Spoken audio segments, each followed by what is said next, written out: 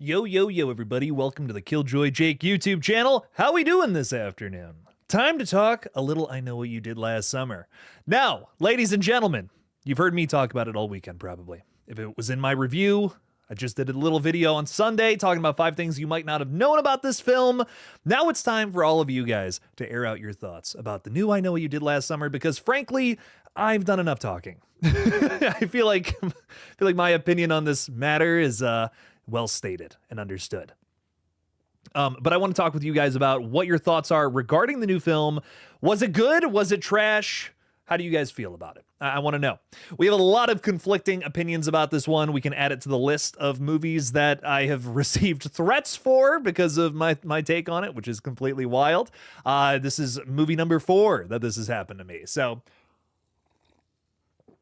however we feel about it, it's clearly a film that people feel very passionately one way or the other. And we're going to get into it tonight, hopefully in a civil manner. And that's totally fine because it's movie opinions, ladies and gentlemen. Movies are subjective, and we're all going to have different takes on the same thing, and that's totally fine. So let me know your thoughts, and we'll get to this bad boy here in a sec. I just realized I didn't put that in the right spot, and I didn't put that in the right spot. Here we go. Okay. We're going to put all of that above. Chat can be on there. I got a little bit of a different stream layout, if you guys noticed. Thought it was kind of cute. So I thought, why not do something kind of cute? There we go. All right, we're rocking and rolling. Hang on now. Okay. Sweet. Well, let's get into this, everybody. How we doing? We got King Matthew III saying, I got my predict. Oh, and yeah, spoilers. Spoilers ahead. It's in the title. We're talking spoilers. If you have not seen the film yet, go and see it and then come on back. So, spoilers ahead. Ladies and gentlemen, let's get to this. King Matthew III, hello, my friend, saying, I got my prediction that Ray was the killer right. I just wish they actually had Julie and Ray actually kind of fight, right? Something at that third act, I agree. And Ray would act, I also wish that they had Ryan Felipe cameo like they did with Sarah Michelle Gellar. Get him in there somewhere, right? I mean, if you're going to get Sarah in there, get everybody in there. I agree. I feel you on that. It was cool seeing SMG back. I'll tell you what. I can't argue with that. But overall, I think I was just kind of rolling my eyes at her cameo. It felt very forced. It was like, again, love that we got to see a moment of Helen Shivers again. She's my favorite character in this entire franchise, without a doubt in my mind. But man, wish they had done it in a better way. Movie Man, thank you for the $10, bro. Holy crap, starting off the stream strong. $10 super chat. Appreciate the support. Thank you for being a channel member.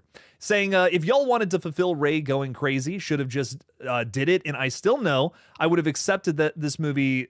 I would have accepted that this movie ruined my childhood. For everybody laughing, I am too. Y'all not getting a sequel. Movie Man feels very passionately against this one. It bums me out that they went the route that they did. But I feel like, honestly, to me, making Ray the killer just feels like something that you should have set up a little better. It's a big swing, and I don't feel like this movie ever really focuses on that until the very ending. That to me was my big problem with it.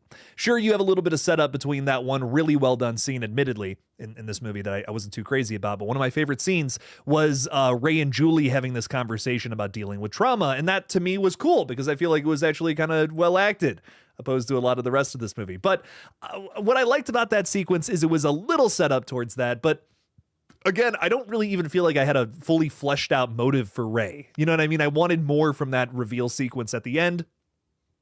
I wanted to see him be more crazy. Don't really feel like we got like a Ghostface style performance out of him, which obviously this movie was trying to replicate, So I don't know, man. I didn't really buy into him being a killer either. And that to me is like, whew, yikes. You're going to make one of our protagonists, someone who we've loved over all these years, the killer, and you don't really have a good reason as to why. So personally, it didn't work for me, but it's an interesting idea. Nonetheless, Movie Man. I'll give it that, but I'm kind of with you in the idea that I just don't know if it really worked for me. I don't think it was set up very well, even though it was a big swing. I'll give them that. I'll give them they were ambitious. They tried something out that wasn't just same old, but I just don't know if it worked for me personally. Movie Man, I really do appreciate the 10. I don't know if this movie's going to get a sequel, but I will say, again, giving this movie some benefit of the doubt here, it did make its budget back this past weekend. Did better at the box office than honestly what I was expecting. But I think it needs to cross something like 45 million to be considered profitable. You got to think like, sure, they only made this movie for $18 million, but like, you know, you have marketing costs. And by the way, they actually did, it seems like they didn't, but they did have a pretty extensive marketing campaign. They paid a dude to run around New York City dressed up as the fisherman and chase people around. I don't know if you guys saw this or not, but this is this is a legit story. There's a bunch of crazy pictures from it. I kind of wish I was in New York. This would have been a more terrifying experience than the film we just got, unfortunately. But Movie Man, again, thank you for the $10. I don't know if we're getting a sequel. I wouldn't bet on it, but you never know. The crazier things have happened. Sony is definitely paying more attention to the 28 years later franchise is where my mind is right now. We got a few more folks hanging out with us. We got Davey Deathray saying, hey, everyone. What's up, Davey? How you doing? Saying this movie is freaking rough. Good performances for the most part, but terrible writing, zero suspense, kills that are stuck in the 90s, and a third act that makes Scream 6 jealous. That's really funny, bro. I pretty much agree. I pretty much agree with all these things. I think. I don't know, man. I wanted to love it. I was like, you know what? This could be sleeper hit of the year. Nobody's got faith in this movie. What if it just comes out and it's so good? And I don't know. I don't know if I was loving it, Davey. I wanted to so bad. I was actually talking with my buddies from Splattercast. We were all there watching it beforehand, and I was like, you know what, man? There's a chance this could be something. And there's a certain point where I remember Dylan from Splattercast actually threw his hands up in the air and was like, come on, like, just like, are you kidding me? Why are we doing this? This is insane. Which man, the reactions were funnier to watch than the film itself is where I am with it.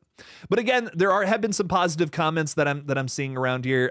Reaper Kid was saying, what's up, Jake? I actually think it's pretty good. Just wish it was scarier. Kind of feel having a legacy character as a killer is just lazy writing and feels forced, but the movie is still good in my opinion. Still had a fun time with it. Hey, that's good. Nothing wrong with that.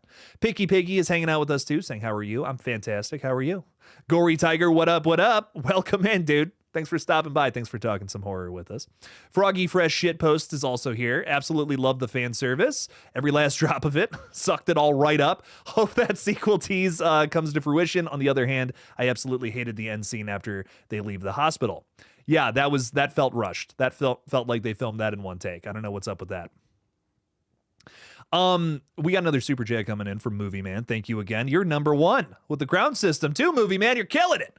I would take Julie and Ray both being killers on some Bonnie and Clyde kill to heal trauma angle. Like both of them were into it. Okay. But this one ain't it. They proved Barry right. Trash. Yeah, Barry sucks, man. I love Barry. I love Ryan Felipe, but like, dude, his character's supposed to kind of suck, you know? I hear you on that though. I almost agree. If they were both the killers coming after the new characters, you could have had some sort of meta angle to it. Again, this movie's trying so hard to be Scream. Let's not look past that. I feel like even the people who really enjoyed this film can see that angle to it. They're Screamifying I Know What You Did Last Summer. That's what this movie was. I will say, you know, did they do that successfully? I don't know, but they definitely were going towards that. They definitely were trying to make that happen. Julie and Ray both being killers, I actually think I would have liked that a little better too. That could have worked for me a bit. The legacy characters coming after the new cast, that's funny. Like, that's actually like, oh my God, that could be crazy. That could be a crazy new idea. And just leans all the way into the idea. Okay, here's the thing. Here's why that would have worked better for me too. I'm just thinking all the parts are moving upstairs now. We have a moment with Gabriette's character. I don't remember her name, but she's a Bloody Disgusting podcaster, which was a pretty cool shout out to Bloody Disgusting. We stand Bloody Disgusting around here. There's this moment where she basically says, "Oh my God, it's you," and like obviously that has to be either Ray or Julie. And Ray, I'm like, it's Ray. Like at that point, the moment she said that, it's Ray. I had it figured out from there onward, and I was just like, okay, whatever. Even Steve, and then they said that Stevie works with Ray. It's like it's Stevie and Ray. That's what it is. Stevie Ray Vaughan, baby. So I had it figured out pretty early on. But here's the thing: you keep everything how it was with the setup, with the mystery, and then reveal it's both of them. That I wouldn't have seen coming, because the way that they set up Julie is that she's like this person who's, you know, she's doing really well in life. She's a professor at this college. She's kind of getting over her trauma and all that. Now, if it had been both of them, that would have been a crazy reveal. I would not have seen that coming. I would have been like, whoa, holy crap, I thought it was just Ray. It's Ray and Julie coming after everybody? That's crazy. That could have been really cool had they committed to something like that. Yeah, Dave Sim is saying when she said it's you, I actually thought the killer was Milo until he died. The only person that she knew about though was Ray and Julie. She was like, that's literally why she was there, the podcaster chick. So that's to me like, I'm like, yeah, okay, so it's one of the legacy characters at least. And then we learned that with this little like throwaway line during the town hall sequence that Stevie is works at Ray's bar. It's like, okay, yep. Yep, that's what it is. And I just had it all figured out, which I said this in my review video, and I feel like it's so important to a good murder mystery. Like, you have to do things that are both like, it makes sense for it to go down this path, but it also has to be hidden in plain sight. Like, that's the best kind of Agatha Christie style murder mystery. It can't be too obvious. You can't have people just figuring it out from throwaway lines in your movie like that. To me, that's just way too obvious. I was just really disappointed with that one. I don't even think there was really any good red herrings either. Like, I'm just really trying to think about like back to other characters who I thought it might have been. Not really anybody else. The whole movie, I'm like, it's Ray and Stevie. It's Ray and Stevie, and then it was Ray and Stevie. So I don't know, man. I wish there was something else. I wish there was some other angle to it to try to make us think it was something other than those two characters the entire time. I was really hoping for something. Who else do we got hanging out with us today? We got Wes Carpenter Flicks saying, oh shit, am I late? Dude, we just started, man. Welcome in. I've been making a fisherman hook at work today. That's cool. Yo, dude, are you like gonna do like a cosplay? Let us know down in the chat. I'm curious. That's sick as fuck. Paula Fitzhenry is saying, I haven't seen the movie yet. I am waiting for streaming. Ooh, Paula, you might not want to be hanging out with us. We're going to spoil the stream today. That's why we got spoiler in the title of this video. I don't want to spoil it for you, Paula. This is one that it's kind of going both ways in terms of opinions. You might not want to hear some sweaty guy on the internet talk about it before you've seen it. That's all I'm going to say. But definitely check this one out when it comes out. Because I know a lot of people are, who are fans, are like, we're really excited for this one, and I don't want to just outright spoil it for you. Tom is also with us saying, Tom, I read his name again. I live in New York City. I know what you did last summer in AMC in Union Square Saturday night. People were groaning in my theater. Some people left halfway. We had a fella leave in our screening, which sucked. But I will say the lady behind me was very excited about the Brandy reveal at the end. That was like the one moment of real positivity in our theater. We had someone go like, "Oh no way!" Like, or "Oh shit, it's Brandy, Carla." So I heard someone say that behind me. So I was like, okay, there's some.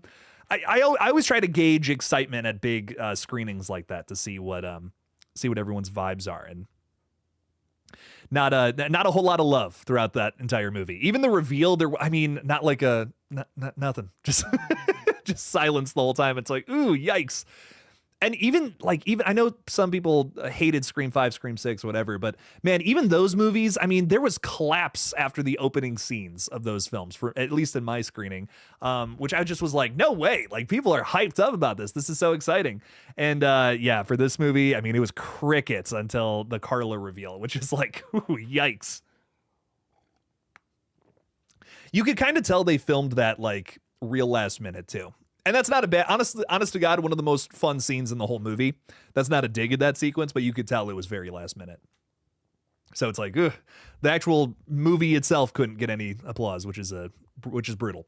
David DeChico is saying, what are you waiting for? A good movie. Brutal.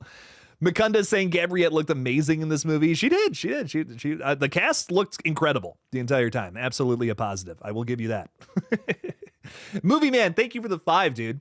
Saying Ray and Stevie have solo scenes, but apparently they knew he was in the theater watching because they act like he wasn't killing at all. Why Ray? Wait, let me read this again. Ray and Stevie have solo scenes, but apparently they knew he was in the theater watching because they all act like he wasn't killing at all. are you saying that Ray wasn't killing at all? I'm so confused. I'm so sorry. He was in the theater watching because they act like he wasn't killing at all. Ray was definitely one of the ones running around killing. Like I feel like we can't try to write something like that. You know what I mean? We had Gabriette say, "Oh, it's you," and she couldn't be talking about Stevie. There's no way. That doesn't make any sense. We had so much set up with Gabriette's character basically knowing all about the original massacre, which is essentially what drives our new lead to those folks in the first place. So I feel like you kind of have to, I feel like that had to have been Ray running around in the fisherman costume there. You just really don't like that Ray was the killer. I mean, respect, man. It's a swing, and I think whenever you turn a beloved character like that into a killer, it's gotta be with good purpose. And I just don't really know if this one had a good reason to do so. I wanted to see that happen, and have a really evil performance out of Freddie Prinze Jr. This is Fred Jones we're talking about here, ladies and gentlemen. One of the someone from the gang, from the Scooby Gang. Come on now, Mystery Machine and all that. Nothing. Mystery Gang couldn't pull out a scary performance, unfortunately, which is a shame. But Movie Man, again, thank you for the 5. Appreciate you. Still a number 1, still on the top here, baby. Ty Lee's also throwing 10 out there, saying this is for you to rent and watch The Cell. It's $3.99 to rent on YouTube, and you threw out $10, bro. You rock. Thank you so much. Well, I'm absolutely watching that, and for the record, that and Funhouse. I'm watching both of these movies because you guys have been nonstop recommending them, saying they're very good. And it's called The Funhouse, which I don't know if anyone noticed this, but in yesterday's video, I actually made a little reference to the movie, which actually did come up talking about I Know What You Did Last Summer stuff, which I thought was fun. So The Funhouse and The Cell, apparently. I got to watch both of these movies. They're very good. I have not forgotten that you recommended The Gift to me as well, Ty Lee. So I'm making sure I have all these written down. I'm trying to at least watch a movie a night. I am slammed this week. I got a full week's worth of stuff. We got a lot of movies coming out at the end of the week, and I'm trying to cover all of them. I'm still trying to get an Eddington review out, by the way. Loved that movie. Would love to talk about it at some point, but just shit's been busy. But Ty, thank you for the 10. I appreciate it. I'm absolutely going to watch that one. Definitely going to pick it up. Jay Tinzel throwing $2 out there, saying that blonde mumbled half of her lines. 11:14 is better. Dude, I'm so bummed about that. I love Madeline Klein on Outer Banks. I mean, I genuinely think she is one of the very best parts. I was just talking with my fiance about this, her and I, we watch Outer Banks like religiously. Love that show on Netflix. I couldn't recommend it enough. It's not necessarily horror, but it's definitely like I Know What You Did Last Summer inspired. So when I heard that they got her for this movie, I was like, oh yeah, this is great casting choices all around. This is gonna rock. And I'm just going to be honest. I think she was the very worst part of this entire film, which is shocking. Like, I mean, the last thing I thought I was going to be saying walking out of the theater for this one. But I mean, it was so bad to the point where I had to like lean forward in my chair. I didn't understand the words coming out of her mouth. There was a point where they're all sitting around and kind of talking, having a meeting, and she like makes what I thought was a joke, but I mean, it's inaudible. I mean, you couldn't even like make out the words she was saying. Like, I actually like said something to the other guys after we got out, and I'm like, did you catch that line from Danica? Like here, here, here, and here. And like, they were also like, I don't know what she said. Maybe I'm just old. Maybe I've just hit unk status and I don't understand what the youths are saying. I could be that. I'm going to be real. Maybe I'm just an old fart, but I like genuinely couldn't even like interpret the words that were coming out of her mouth. She was either screaming them, mumbling through them, or crying through them the entire movie. I'm really not trying to sound like a dick here. I really don't. But I mean, it was actually like, was that the first take? Did they only get one take of every line? It's baffling is what it is. I don't understand how you get $18 million to make a movie and you don't do multiple takes of lines. I don't know. It was really frustrating. The way that movie was edited too was like actually so bad. I'm convinced it was edited in like a week. But dude, 11:14, a very good movie. And I once again appreciate you for sending me that one in the mail, which was sick as fuck. I want to say you might be wondering what the hell is going on back here. I'm moving currently into a new apartment with my fiance, and we just packed up all the movies this weekend as well as some other stuff, and most of the set is going to be gone unfortunately within the next week, but I will have a brand new set for you guys to look at sometime very soon in August, and I can't wait because I have some really cool ideas for what we're going to do, and it's going to look sick as fuck. But Jay Tinzel, thank you for the $2, means a lot. David Primero also throwing 5 out there saying, notice all Scooby-Doo cast is turning into killers. Who's next, Scooby-Doo? Dude, Fred Jones is a killer is something I never thought I'd see. I really just wanted, I want another live action Scooby-Doo. They're bringing back everything, man. I mean, they're bringing back like every single whatever that was popular a long time ago. Why don't they bring back this? I mean, so many people want, like, I feel like a lot of people, what they want from these movies is live action Scooby-Doo movies, which is why I don't understand why they don't make a third one of those. I mean, wouldn't that be great? You'd have all that original cast coming back. Linda Cardellini, who is also who you're referring to, I imagine, playing Pam Voorhees very soon. Have her, Matthew Lillard, Freddie Prinze Jr. I mean, come on, have the whole gang come back. That would be awesome.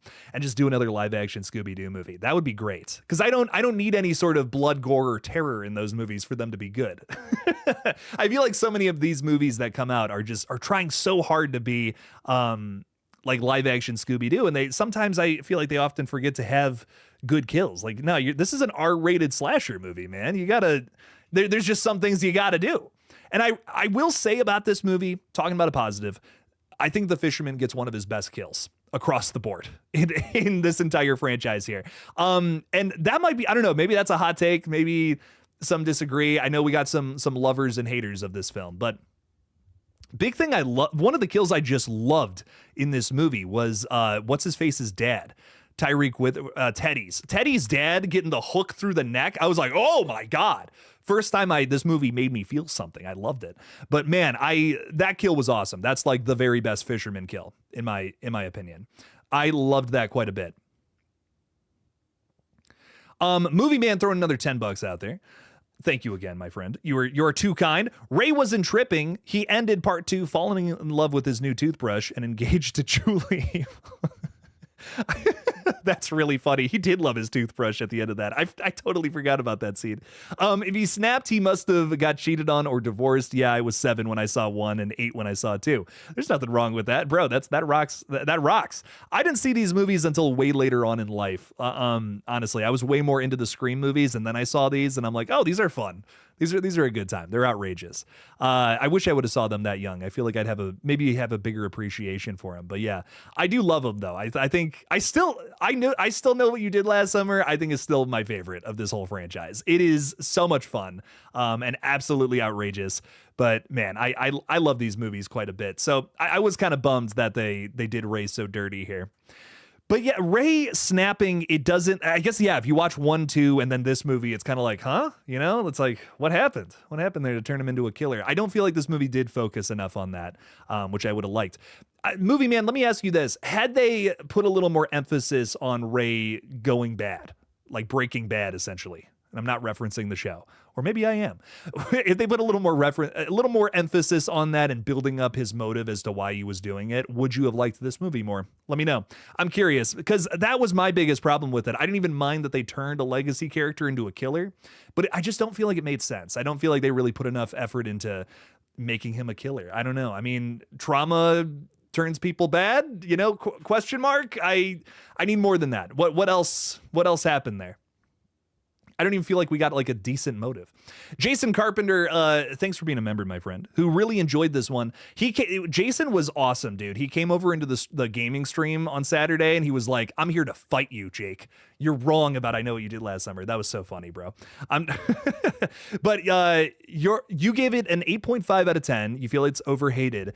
Jason, let me ask you this. Where do you rank this one out of the 4 movies? Because I'll tell you this. I don't put it in dead last. I think I'll Always Know What You Did Last Summer is still worse than this. But I would probably put this like 3rd out of the 4 movies we have, personally. I'm curious where it lands in your ranking. Let me know.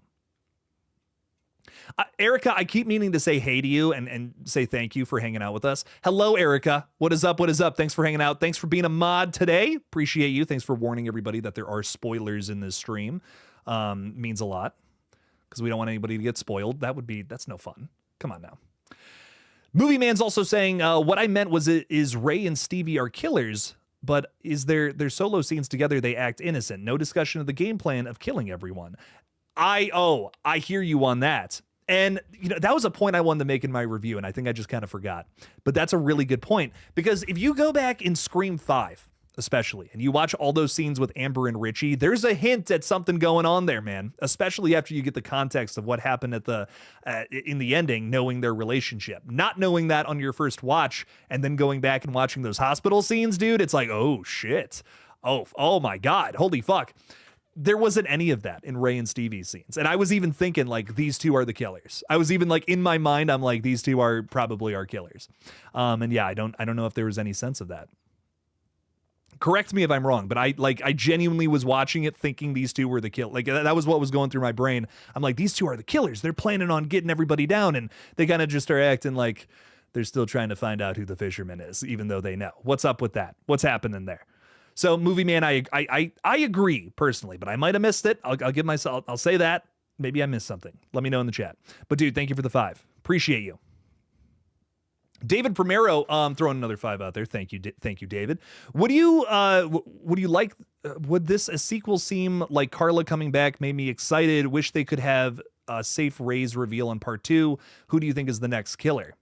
I think, well, if they do make a sequel, I absolutely think it'll be Carla and Julie being like our focal legacy characters, and they'll probably have Stevie with some other new character as a killer. They briefly mentioned, which this is not, man, this is such a rough way to do this, but they just kind of say like, oh yeah, hey, remember Stevie's alive, by the way. And it's like, what? Huh? Like, what do you mean? Show me Stevie alive. Like, what? Why are you just saying, oh yeah, Stevie's alive, by the way? I was just like, what? Dude, that was rough. But I definitely think it's going to be like a Ben Willis situation where it's like it's the killer from the first movie, but there's another element to it. That's still a mystery. If they make a sequel, that would be my guess. Stevie's going to carry it on into the next film, and there's more elements to it than we know so far. So that would be my guess if they continue this story, but I'm not sure. David, you're also throwing another $2 out there saying maybe this is Ray's twin and the real Ray was taken. Ray has an evil twin all along. Hey, you never know, man. Anything's possible. I'm sure they'll find a way to bring more people back into the next one. Listen, if we can have a dream sequence where Sarah Michelle Gellar's just gonna be there for a scene, I'm sure we can do another dream sequence where it's Ryan Felipe, it's Ray Bronson, and someone's having a bad dream about it. I don't know. I'm sure they'll find a way to sneak them in there somehow, some way. Did anyone else notice at the end of the dream sequence that was totally a reference to I'll Always Know What You Did Last Summer? I don't know if anyone else caught that or not, but the design that they had on Sarah, like you have Helen Shivers kind of transform into like a dead body, and it looks just like how the resurrected fisherman in I'll Always Know What You Did Last Summer. I thought that was really funny. I thought that was a nice little nod, admittedly. So that was fun. That was fun. Cryptic Haze is saying this movie was good until the way they revealed Ray was the killer. Just felt cheap, but Julie James is badass as in the movie as always. I agree with that. Jennifer Love Hewitt was my favorite part of this whole movie, like without a doubt. Without a doubt in my mind, number one best part of this whole thing. She rocked. She totally understood the assignment, and I think did a really good job. Sean P. Tattoos is saying hello, Jake. Hello, Sean. How are you? What tattoos are you cooking up today? Let me know. Coop is saying, what up, guys? What's up, Coop? Welcome in. Thanks for hanging. Movie Man throwing another $10 out there saying, wow, my thing just scrolled all the way down. Movie Man, getting back to this, though, I would totally understand if they flipped him, but the right way. I still know he almost got ran over by Ben, and the doctor said he had head trauma. That could have played a big part in the end. Like, maybe it was some kind of, like, medical thing. Okay, I actually could have gotten into something like that, too. Because again, I understand, you're making a sequel to I Know What You Did Last Summer. I've said it before, I'll say it again here. This is not an easy franchise to continue. It's not like Scream where it's like just you can have anybody else be Ghostface. This is about an isolated incident, and you're trying to create basically another isolated incident in this universe. I wasn't going into this film thinking this is going to be a pristine masterpiece of cinema. You know what I mean? This is clearly a bit of a stretch, and I was giving it the benefit of the doubt, but you gotta give me even a campy explanation as to why you're going to go down this route. And I don't know. I didn't even love the way that they set up the the accident initially. Like, I didn't even feel like there was any real tension there. I don't know, that it could have been great too. It could have been something insane. But they actually did, like, I was talking about this all the few weeks before the movie even came out. I was saying, oh, this is a perfect way to set up the accident because there's no way they would have been able to find out who was in the truck. And we still basically had characters look inside the truck and see who it was. And that to me was like, are you serious? What's up with that? Stevie had a decent motive, but I didn't really love her performance. And then we had Ray, who kind of didn't really have too much ties to it. But then I don't know. It's such a weird movie, man. I just wanted more. I wanted more of, oh, this person could have become a killer, you know, where they just felt like, well, they were kind of saying in the other movies. I don't know. The one thing I will give to Ray being the killer is that they, and I talked about this in my latest I Know What You Did Last Summer video, is that they had pitched in the past a sequel where Ray was going to become the fisherman and run around killing people. But it seemed like with better purpose because it came right after the events of the original. It feels like it's been too much time. Like, it feels like it's just been too much time for him to just kind of go crazy in his old age. But I don't know. I wasn't buying it, I guess. I just needed a little more to it. But Movie Man, I appreciate the 10. Thank you for the support. And I don't know, maybe if they get a sequel, they'll do something a little crazier next time. Jason, you don't like the setting of the original film? I don't know. I kind of vibe with the fishing village vibe. It's different, you know. Believe it or not, the Lois Duncan novel from '73. It's set in a new little dusty New Mexico town, so it doesn't even have that like coastal fishing village kind of vibe, which I thought was kind of a great change in my opinion. Personally, I like this. I like the setting, and it adds to who the killer is a little bit. Like, yeah, there would be a guy with a hook running around chasing people, slashing them in this area. That's fun. That's kind of fun to me. Wes Carpenter is saying that, yeah, Wes Carpenter Flicks is saying that Barry predicted this, so that's perfect. Yeah, and there is that line from Barry in the original too, which is fun. So it's like, okay, that connects, I guess, but I just wanted more setup there. Coop is saying, I knew Stevie was a killer from her first millisecond of screen time. I knew it was Ray before the film even came out. Stevie was the odd duck, right? I mean, she was the odd one out from the group, and then they decided to have her come in. I almost felt like that should have been set up for like the main, you know, protagonist character, right? Doesn't that make a little more sense if it's like, oh, well, yeah. Okay, well, it's not her. You know, it'd be too obvious if it was her. Yeah, I felt that too, man, because when they were focusing on Ava, I'm like, okay, well, it's not her, and it's probably not Danica because I'm not really getting killer vibes from her at all. And then the other two dudes died, so I'm like, okay, well, it's probably like even if I didn't have anything else figured out, I'd be like, yeah, it's probably Stevie. Cryptic is saying Stevie was a baddie and so was Ava. I mean, no disagreements there. Coop is saying bring back Jack Black as the second killer. I don't care that he died in the sequel. That's the only way to make movies bearable is have Jack Black with dreads. Yeah. I respect your opinion, Coop, but that's a take. No, I'm just messing with you. Jack Black, he is goofy in that second movie. It's crazy. Aim Punched is saying that the dream sequence is your favorite it's your favorite scene unironically. Bro, rock on, man. Hey, I will say this, dude. Helen Shivers, even remotely having an appearance in this movie, it does kind of elevate it for me. I'm not gonna lie. She's my favorite character from this whole franchise. Easily one of the best parts of the whole series is her chase scene from the original. I mean, come on now. That's it's great. It builds tension so well. I feel like her character is written just to perfection in that original movie. It's campy, yes, but it's effective emotionally too. You have this relationship, a rocky one at that too, between her and her sister Elsa, and she's supposed to, you know, this character's supposed to go off to New York. She's going to be an actress. She's going to be rich and famous. A year later, she's still working at the shop. That's not exactly the case. So that's a major bummer. And that relationship has just even more so soured, and Elsa has just become a bigger jerk to her little sister. And well, that then kind of makes her a little more sympathetic. You're like, okay, well, I feel bad for Helen. I don't want anything bad to happen to her. And then you get this scene where she almost escapes the fisherman, and then and then she dies. She doesn't quite make it. So man, just that level of sophistication in such a campy, fun horror movie.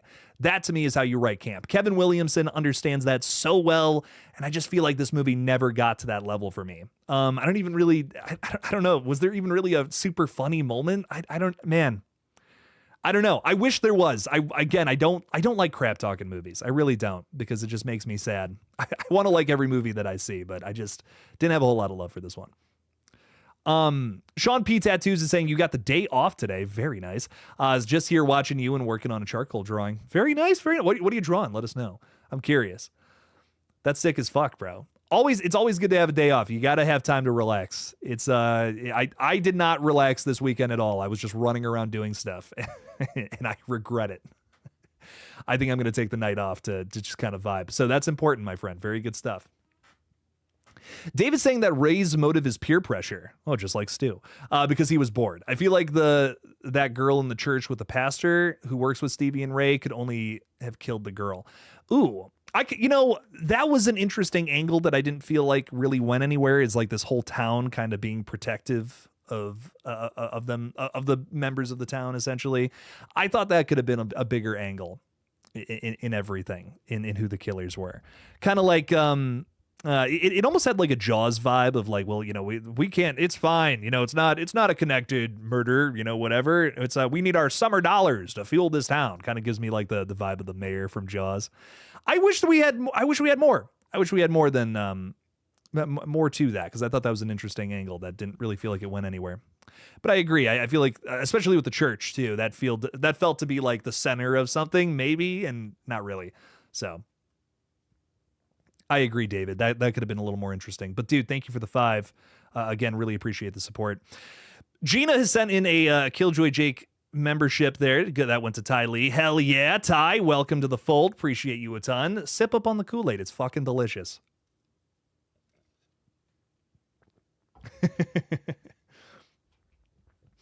We got Derek hanging out with us. Yo, Derek with the knife. Be careful around Derek, everybody. No, I'm just kidding. Julian Ray should have had a showdown on the boat with him as the actual killer this time to mirror the original. Oh, shit, I agree. When she thought it was Ray, then before Ben revealed himself. Oh, that could have been such a good play on the original. Like, she doesn't know who it is or something, and it actually is Ray this time. Dude, that's sick. I love that. Oh my God, that's totally how this movie should have ended. Yeah. Yeah, that's sick. That would have been such a nice parallel to the original flick, but like, what if it actually was Ray? Oh, man. Okay, that's a bummer. That makes me even more sad that this movie didn't do that. That's a great idea. Yeah, ending it at Ray's bar was kind of boring. I'm not a whole lot going on there. Like, really? We just shot, he just turned around and got shot with the fucking spear gun. Like, that's kind of boring. Kind of wish there was a whole little fight there. It didn't even feel like our final girls got a scratch on them. You know what I mean? It's like, it's got to be a fight. I want to see a fight to the death, essentially.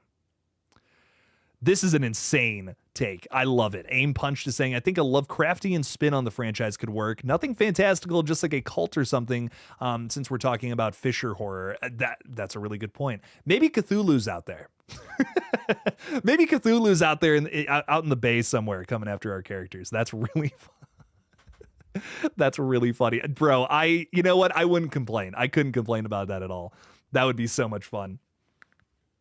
Coop hated the podcaster character, one of the most annoying characters in horror history. Ooh, brutal. I just wasn't crazy about the young cast. I wanted more from him. Michael Chin is saying, I did a super chat. Don't know where it went. Oh, I'm so sorry. I didn't see it pop up. I'm so sorry, Michael. But they did the same thing in Scream 6 as this movie has the killers put on this front, like they are innocent, then in the end find that they're the killers.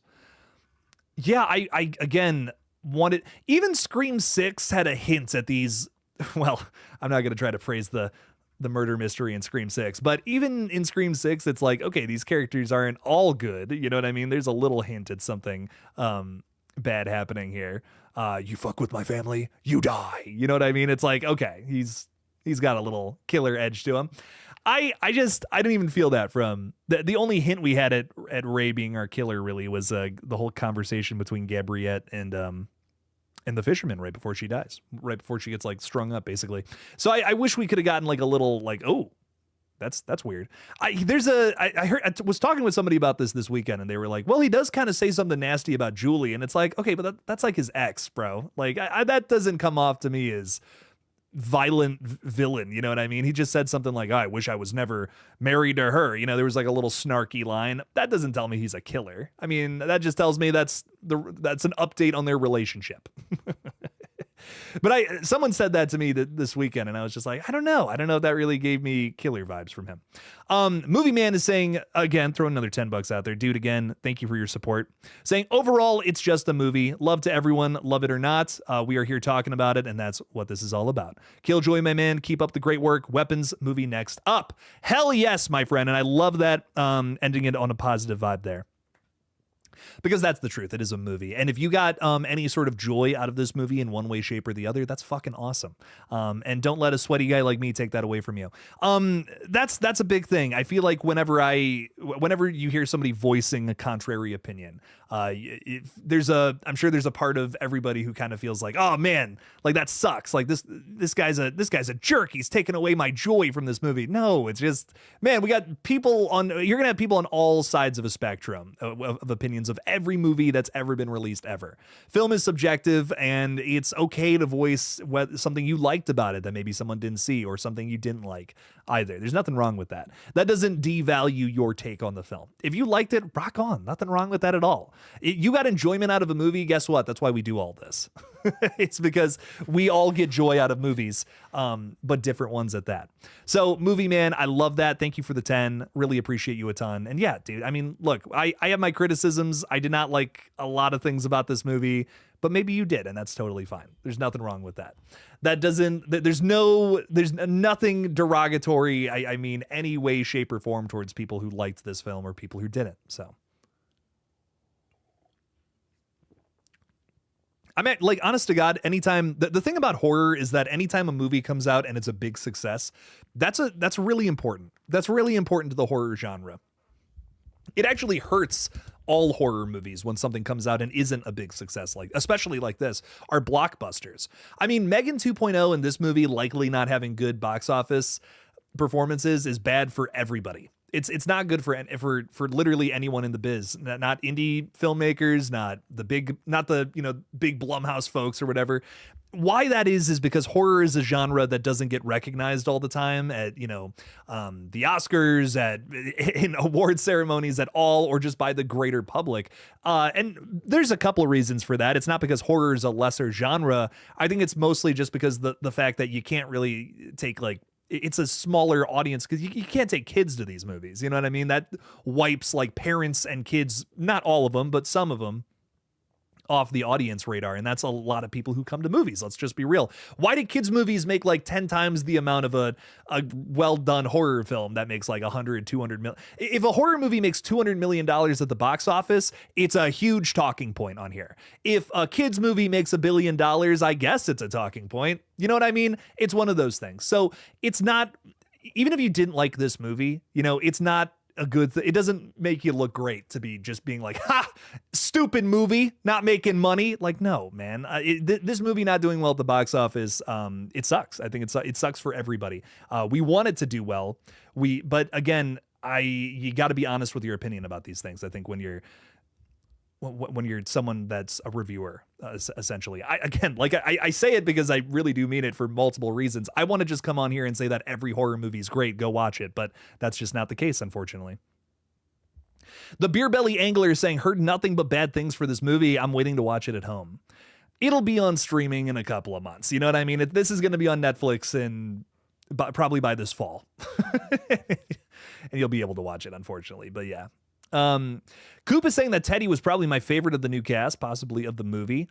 I just was I was okay with Teddy. I was vibing with him a little bit until that sequence in the hallway where, I mean, like, dude, you can't set up a sequence where the killer is standing right in front of somebody and they don't react to it.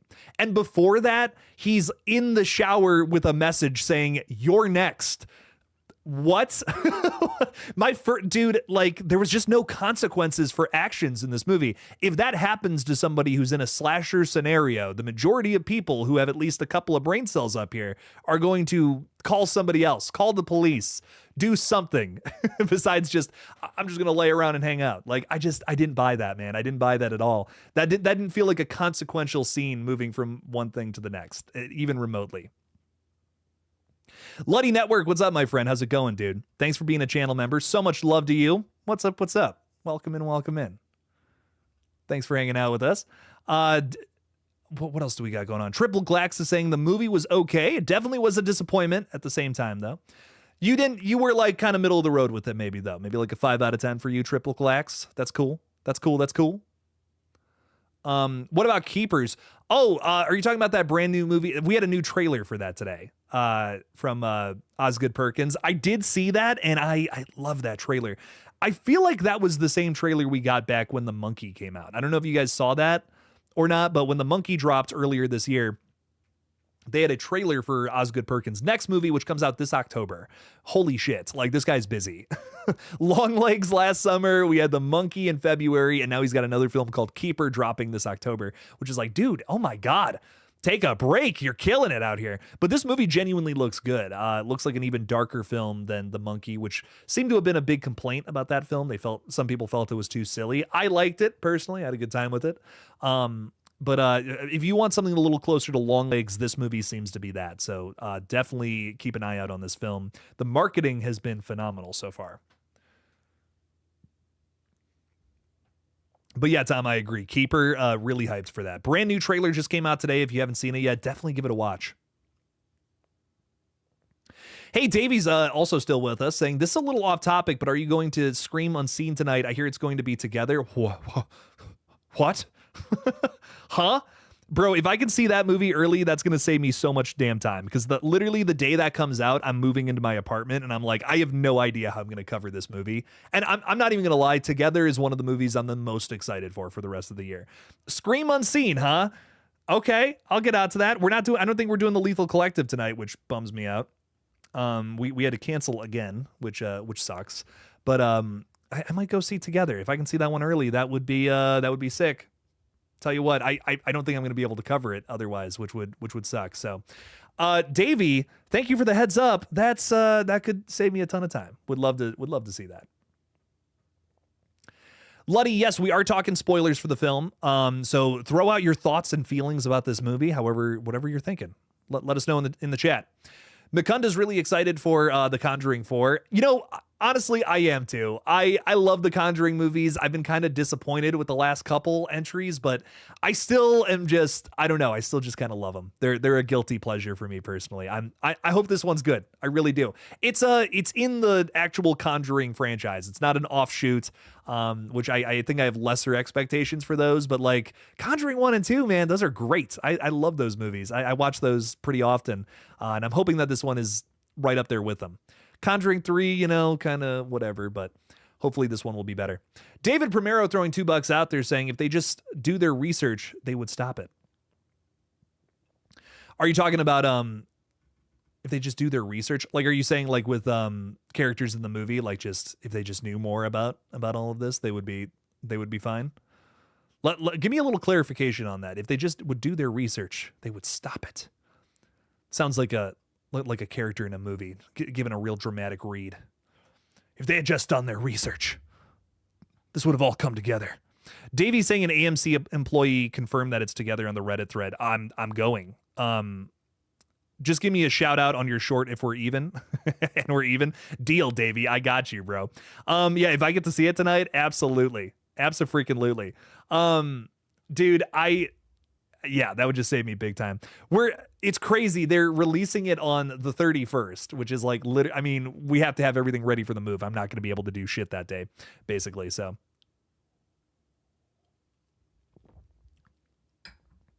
it's crazy out there.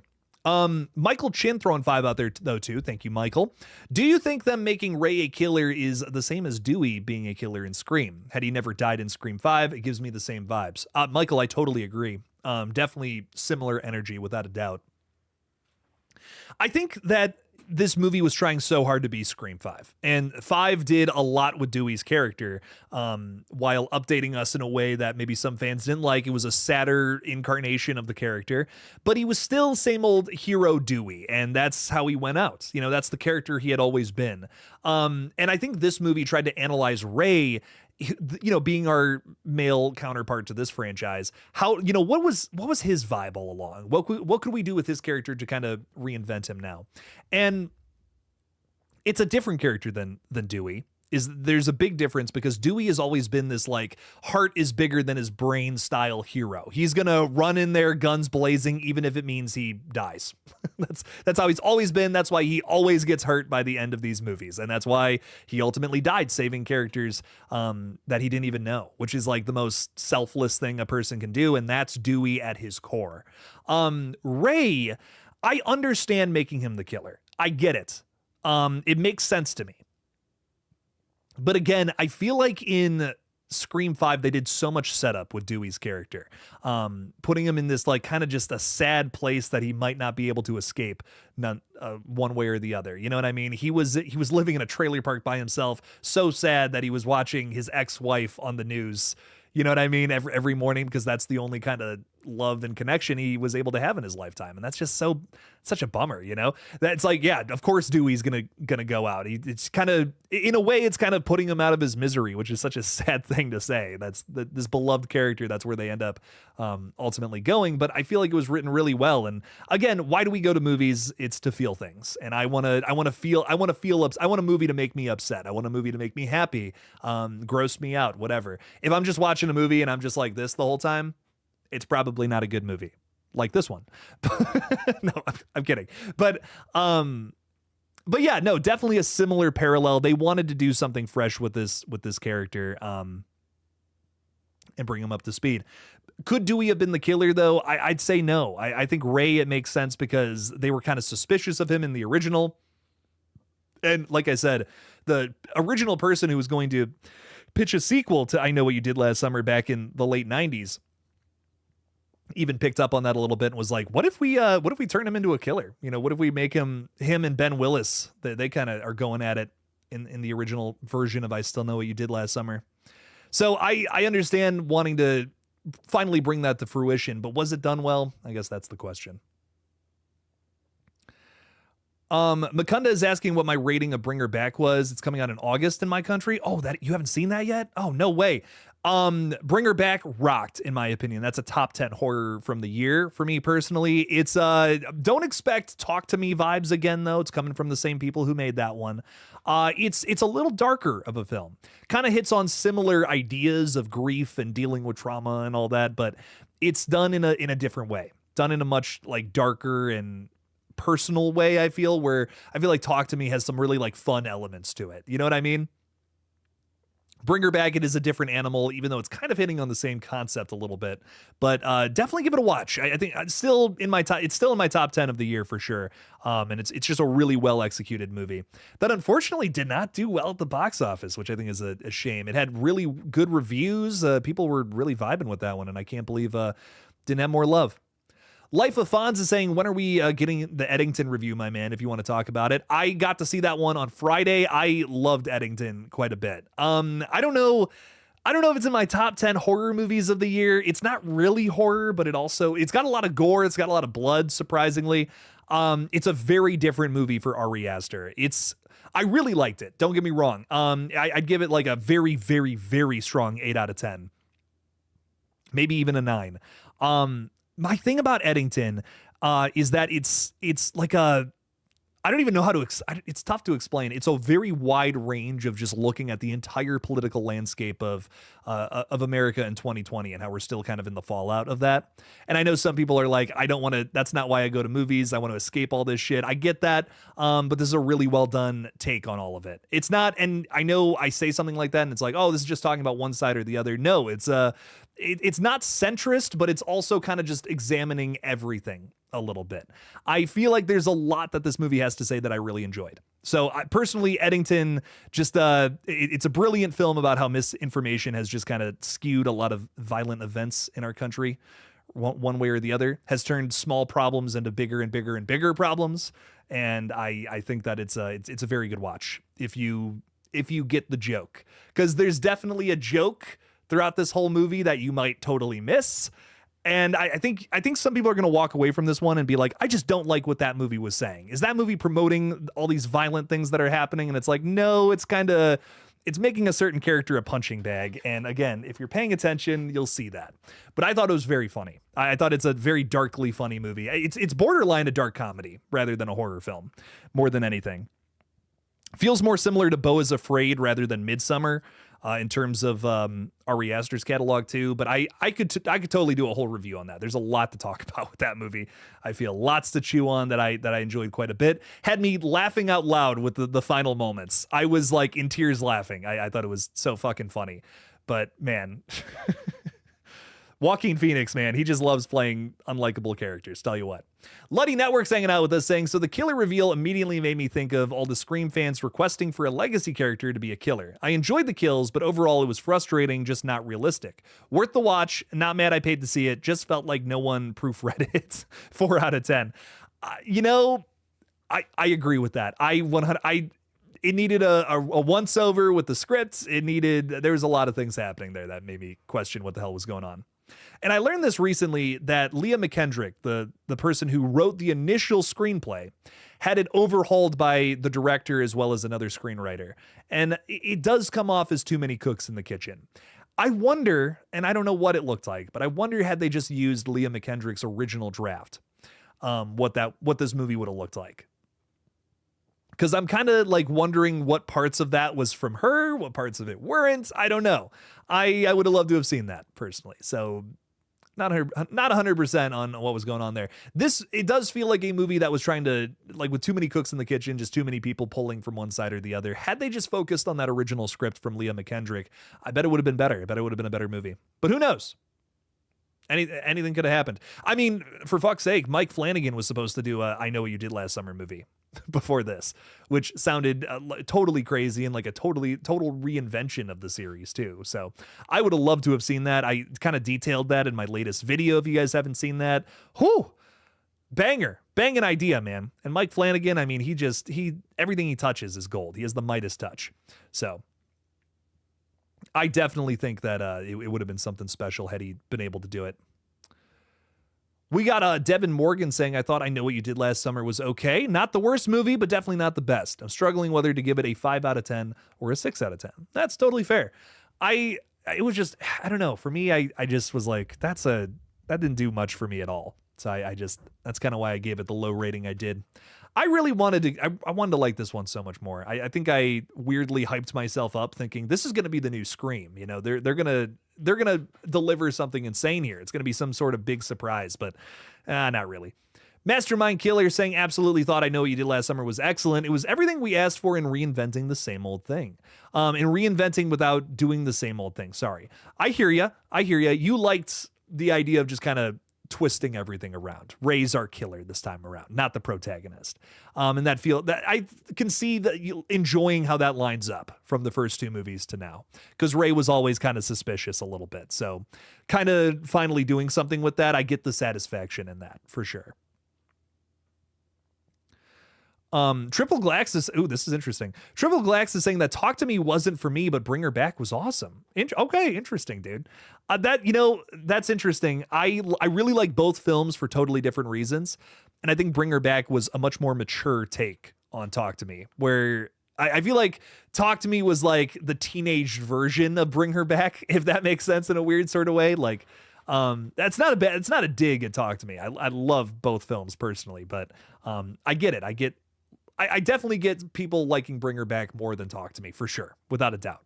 Much more sophisticated, doesn't feel like a sophomore slump, feels more like a kind of just tightening everything up, getting a little more sophisticated, maturing. Squidward Tentacles is saying just got off work but made it in time for the stream. Have you seen the new I Know What You Did Last Summer? Let me know your thoughts in the comments. Throw something out there about this bad boy. Picky is saying the monkey would have been so great if Jeffrey Reddick had directed it. That's the writer of the original Final Destination. If we had Jeffrey Reddick on this project, that would have been insane. I'm coming around to Oz Perkins. I really am. I don't think I liked him a ton when I first saw some of his movies. Blackcoat's Daughter was really solid. Really, I remember seeing that and I was like, okay, that was cool. Little slow, but well done. Whatever, had a good time with it. I saw Gretel and Hansel and I was kind of like, I don't know how I feel about that one. Whatever. Had some cool images to it, but not a lot else that I really loved. And then also he did this movie called The Pretty Thing That I am the pretty thing that lives in this house or something like that. Just a weird, slow movie that I just did not care for at all. That's probably my least favorite from his catalog so far. Longlegs, it's a movie I love until the ending, and then The Monkey I think is just so much fun. How can you not like it? Is kind of it's kind of how I feel about that movie. It's so much fun. It's just a dumb fun, turn your brain off, watch some crazy kills happen on screen. I had a good time with The Monkey. But I understand maybe if it had a little more of an Final Destination influence on it, maybe you would have vibed with it more. I feel like The Monkey, if nothing else, does a really good job of capturing a really unique Stephen King vibe. Like how Stephen King interpreted through Oz Perkins. And I think that was another thing I really liked about it. So I don't know, man. I had a good time with The Monkey, but I understand people who didn't like it either. I did a video a little while ago of Final Destination Bloodlines versus The Monkey, and like every comment on that video is The Monkey sucks, The Monkey sucks, Final Destination rocks. That's every comment on that video. I'll save you some time. but yeah, I don't know. I think The Monkey has some merit in my opinion. I had a good time with it. Movie of the year, maybe not, but I was vibing with that one. For Misery Gaming is saying, Jake, how much do you think I Know What You Did Last Summer will have to make for us to get the sequel from the end credit scene? Well, it won't be considered profitable until it crosses the 45 million line. It is more than halfway there. I'll give it that. But I imagine with the negative reviews, the drop off is going to be kind of crazy in its second weekend. So I don't know. I think it'll just barely get there, or maybe a little below that. I really don't see it making more than 50 million. I just don't. I said this earlier. Maybe you're just joining the stream. I'm not somebody who, if I dislike a movie, I don't want it to do well at the box office. Not at all. Like, that is so not the case. When it comes to horror, it's everything or nothing. It really is, because no matter what happens in the field of horror, if something does poorly, it hurts literally everything else, especially some of the bigger blockbusters like this. When that happens, it is less likely that a studio is going to pick up an indie horror film or someone just starting out versus something like this. So whenever a movie doesn't do well at the box office, it's not a good thing, actually. I want every horror film to be very successful, but that's just not the case sometimes. And when we have to review things as they stand. You know what I mean? We have to review things honestly and just genuinely how we feel about a product. And for me, I just felt like this was a bit of a waste of time, unfortunately. And I hate saying that. It bums me out, but I just was like, I would not have, if I paid money to see this, if I wasn't a reviewer, I would have been really disappointed. And I think that sucks, which sucks. I want to give every movie a positive review, because truly when horror films make money, that's a big deal. That helps everybody out. That helps more movies get made. And it's just one of those things. So I could go on and on and on and on about that, but yeah. Hopefully we get another good I Know What You Did Last Summer film at some point in the future.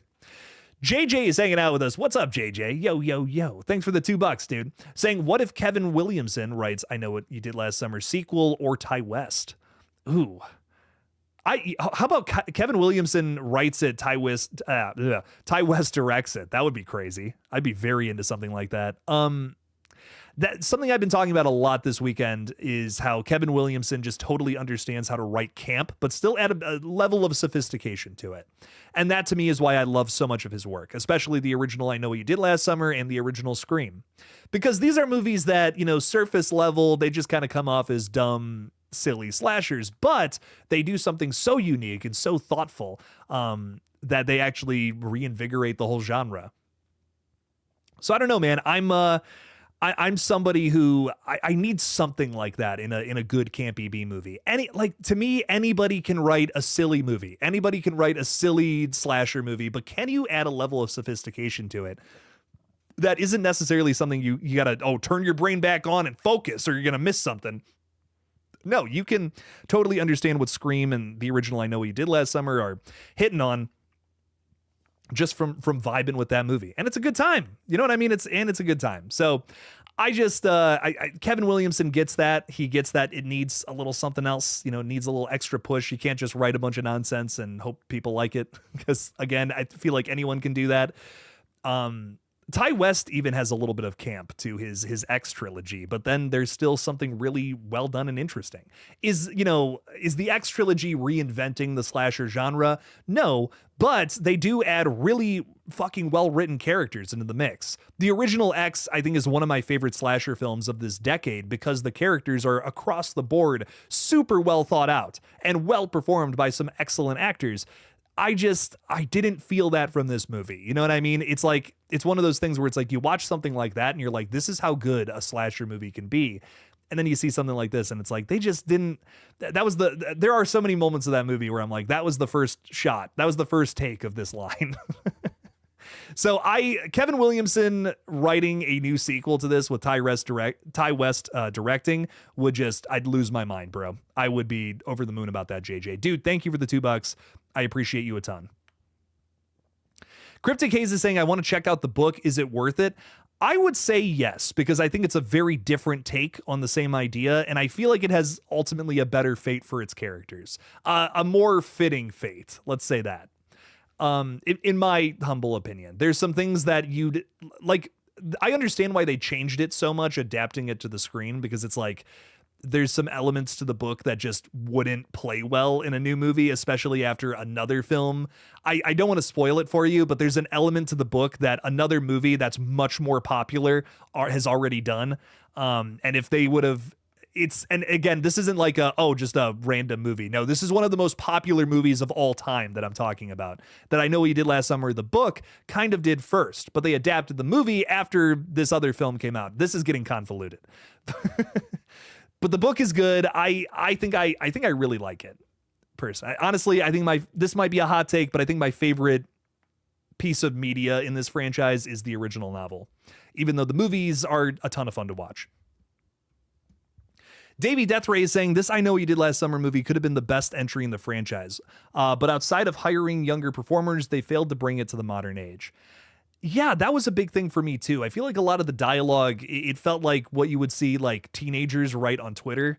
And I think that was just a big problem with it. That just kind of comes off as, because what happens when you do something like that, when you make it too much for a younger generation, it turns away the older fans who are also going to be there for this movie. You have a wider audience than most movies for requel horror flicks. You got to kind of find a middle ground. You have to compromise with kind of everything when you're making a requel. So you kind of have to do dialogue that feels like the original a little more, but is still modernized. You have to find that middle ground between the two. And in so many aspects of this film, they either go all the way one way or all the way the other way. The Julian Ray stuff feels like we're back in the 1990s, but everything with the new characters just feels too much like the modern day, and it's almost like a bit of a turnoff. Casey Mack, Together might be the AMC screen unseen tonight. I'm going. I'm doing it, dude. I can't miss that. That's way too exciting. Would love to see that one early. Again, thank you to Davey for telling me that a couple minutes ago. Davey saying the upcoming Urban Legend reboot says to be using modern legends of the digital age. It's that easy. Bring it to the 2020s and we're cool. Not just a guy smoking a joint in the middle of the street. I agree. I totally agree. I'm so excited for a new Urban Legend, Davey. That one better be good or I'm going to lose my mind. Man, that franchise, I love it. I don't know. It's again, just like I Know What You Did Last Summer. It's total camp. It's totally outrageous. But man, that original movie's got such a good reveal. It's probably my favorite twist ending from these style of movies outside of Scream, and I love it so much. Man, Rebecca Gayheart at the end of that movie, chef's kiss, baby. I love Urban Legend. I can't wait for more of that. Really hope they do a good job with that movie. Mastermind Killer is saying, I wonder if I Know What You Did Last Summer 2025 will be a cult classic in the future. I am so sad that so many people didn't like it. I really thought it was fun, not the same old thing like Scream has done over and over. The one thing I'll give it is that they tried to do something ambitious, but when you swing for the fences, sometimes you miss. And that's kind of how I feel about this movie, is that they did take a big swing. And I will give them that. They tried to do something really big, but I never felt the intimidation from from Rey as a character. And if you're gonna do something big like that, like I feel like you've got to set it up in the current movie, where I feel like they were relying on the fact that, well, he was a red herring in the past, he was kind of suspicious in other movies, people will buy into it. But you still got to do that work here in the modern age, because it just kind of, if I didn't know this franchise, I feel like it would have came off to me as just like such a random, like, what? It was that guy? Like, huh? I wanted more from that. And I feel like when it comes to these movies, the twist ending, who your killer reveal is, kind of defines it. There's other elements to this movie, of course, like Mastermind Killer. I was just saying how much I love some of the kills in this movie. Really solid, bloody, brutal kills across the board. The Fisherman easily gets some of his best in this movie, without a doubt. But I needed I needed a solid killer reveal that was both like hidden in plain sight, but also like, yeah, hidden in plain sight. I feel like that's a good way to put it. It just like, it made sense that it was this person, but it was also like, I wasn't thinking it was this person. That's the best way to write a killer reveal, in my opinion. Billy Loomis, great example of that in the original Scream. You're kind of suspicious of him at first, but then you think he gets cleared, but then actually he's the killer, along with Stu. So I needed something a little stronger in the writing department there. And I never really got around to liking any of the new characters, which, again, another big sell for this movie was like, you gotta like these new folks. They're the people we're spending the most amount of screen time with. I don't even think Julie or Ray has like, I don't think either of them had like 10 minutes of screen time. Maybe they got close. There's no way they had more than 10 minutes though. No way that was the case. So just, I don't know, just my thoughts, but I wanted to like it so bad, and I'm really glad that you did. But I walked away from that movie just kind of bummed out. And Ty's got a point. It's going to date the movie to have, dialogue in there that's something that's trendy, having trending topic dialogue now. And then in 5 years, is that movie still going to be well received by the young people? Probably not. I say that because I'm not a young person anymore. I'm going on 27 here. Let me tell you. And God, do I feel old. I'm starting to criticize all the shit made for young people. I probably would have fucking loved this movie like 10 years ago, but now, I don't know. It bums me out. I've hit unk status. I said it earlier, but I'm saying it again. I'm just an old cranky curmudgeon at this point. Tom is saying, are you going to watch In a Violent Nature too? Abso-fucking-lutely I am. That first movie was fucking awesome. I want to see Johnny walking through the woods again. That's all. I hope he doesn't even kill anybody. I hope it's just walking through the woods. That's all I'm kidding. No, but seriously, man, I really did love that first movie, warts and all. I'm so excited for another In a Violent Nature for sure. We got David Primero throwing $5 out there. Thank you for the support, my friend. Saying Rebecca Gayheart should have been a killer in Scream 2. Damn, that would have been... dude, Rebecca Gayheart and Timothy Olyphant as the killers in Scream 2. I would have lost my fucking... David, man, can we send you back to like the late 90s? And can you just like tap Kevin Williamson on the shoulder? Can you just be like, dude, trust me. Trust me on this, bro. Please. That would have been so sick. Also, if the friend group had researched, they would know the main history and could have prevented it. Oh, I got you. That's what you were saying earlier. I totally missed that. Yeah, if they had done like, okay, that's another. You know what? I know we did last summer 2025. This. They did kill the character with all the knowledge early on. So, okay, that makes the rest of the characters kind of look stupid, but they did kill the knowledgeable one right from the get-go. So that's something to me, right? That makes sense why they didn't figure it all out. But yeah, you're right. If they had looked it up, they had done a little more research on the whole situation back then, maybe they could have figured it out. And I feel like Julie wasn't really involved so much until about like halfway through. She was like, I'm never going back to Southport. Sorry, like you're on your own, but good luck. And then she kind of started to tinker with the whole situation. So, okay, yeah, that's not bad. I'll give the movie that. But I do agree. I think it does kind of make the main characters look a little stupid. So I wish we had a little more sophistication there. I don't know why. I'm just like, it's not. Oh, there we go. It wasn't refreshing the chat. I had to look over here for a minute. Mr. Fawful, what's up, my dude? saying Robert Englund needs to return for the new Urban Legend movie. Fuck yeah, dude. That's a role he could still do too, I feel. He wouldn't be, you don't got to get into makeup and all that. He this is literally a quote from the guy. He said, "I'm too old and thick to play Freddy Krueger." But could he play the crazy old professor, you know? Still, I think he could. I would love to see that. He's so good in that movie. Man, another great role from Robert, in my opinion.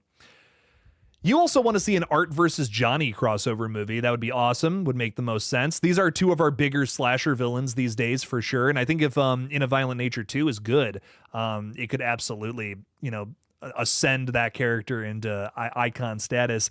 I think Johnny has the potential to do it. I think Art the Clown is really our only slasher icon these days, but who's another person that could get up there eventually? I absolutely think Johnny from In a Violent Nature. I really do. So I'm absolutely with you there, Mr. Fawful. I think we gotta, again, he needs another movie that's really big, because he had a fucking awesome kill in that previous film, and like that to me just elevates that character big time. We need to see that, but like times 10 in the next one. If we can do that, it'll happen.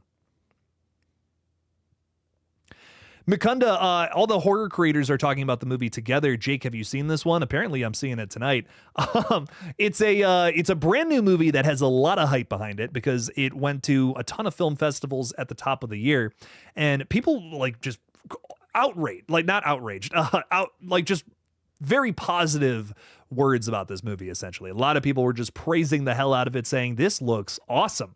This was really well worth the time and the money. Definitely go see it when it comes out later this year. So there's been a lot of hype, a lot of people really excited for this movie, and I'm very excited to see this one hopefully tonight and when it comes out in 2 weeks. So this is absolutely one to look forward to, I would say. It's about a couple who they encounter some sort of supernatural thing out in the woods, and it starts making them like bind their flesh together. There's a poster of this movie where it's like the girl's arm, Alison Brie's character, sinking into Dave Franco's skin, and it's like really upsetting looking. But I'm really hyped for this one. I love me some body horror, and it looks like this is what this one's all about. Seems to be a bit of a commentary on codependency in a relationship. So I'm excited to see what this one has to do, what it's going to say. Definitely hyped to see what it's all about. Davey Deathray is making a pretty good point here, saying John Carver has what it takes to become an icon, but we need that damn Thanksgiving sequel already. I feel the same way about John Carver as I do Johnny from In a Violent Nature. We need at least one more movie from both of them. That's a really big swing or a really big hitter before I can call them icons. But they're close. They're both very close. Both of them made a very big splash when those movies arrived. So I think both characters could be up there eventually.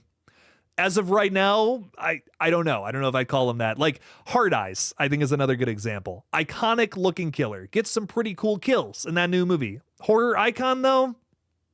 I don't know. I don't think so. Megan. Horror icon, question mark. Yes. That movie made a huge splash. A sequel came out that didn't necessarily get the best, coverage or love to it, but a character that has stood the test of time. People are still talking about Megan to this day. You see people dressing up as Megan during Halloween at conventions. It's a character that has a really unique look that doesn't compare to anybody else. John Carver and Johnny, these are characters who are pretty comparable, I feel, where something like Megan is very, very, very fresh. Is it kind of female Chucky? Sure, but she has a really unique look. If you see someone wearing like Megan's clothes from that original movie, you know exactly who that is. You know what I mean? John Carver and Johnny, very comparable to other big horror icons, so I definitely need a little more from them before I can throw them up there.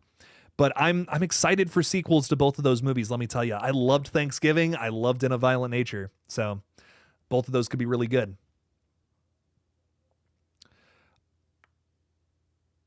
There's a new Medea movie, says Samantha Robinson. Oh, man.